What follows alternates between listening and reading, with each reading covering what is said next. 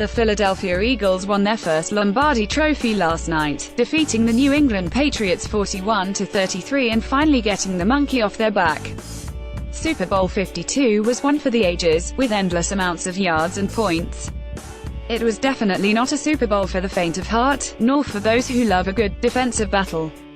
We here at Double G Sports have already discussed the key highlights of the Eagles' Super Bowl victory, but this is more of an appreciation post for some unsung heroes.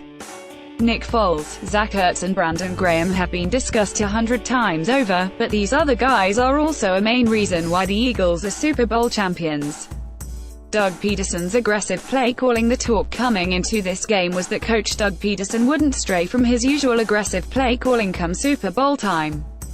Most coaches would freeze up in the Super Bowl, especially against the grizzled veterans on the Patriots, but Peterson is a riverboat gambler and calculated just the right play to change the tide of the game.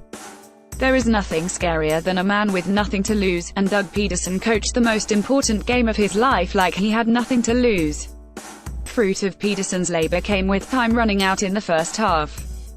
He could have elected for a field goal attempt on a 4th and 5, but wanted to put the Patriots away early.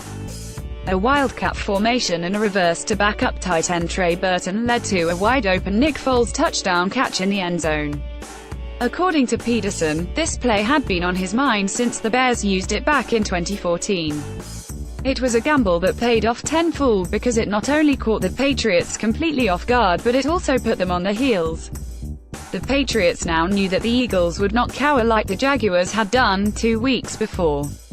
Corey Clement. The biggest play of the game may have been the strip sack by Brandon Graham, but the most important play of the game was the absolute dime that Nick Foles dropped to Corey Clement for a touchdown. It was a controversial call as Clement looked to have bobbled the ball on his way down.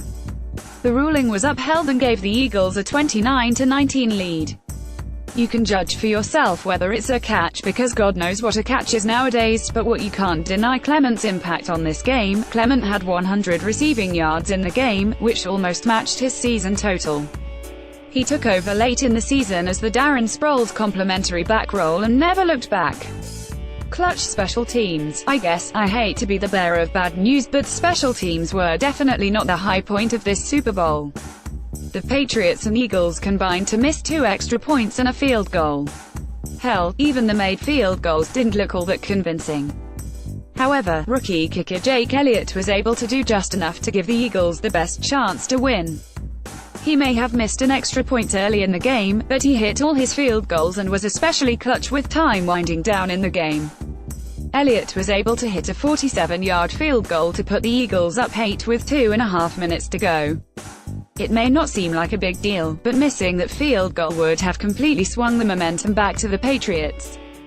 A 5-point lead makes doubt creep into your head. You can't give up a touchdown or you lose the Super Bowl.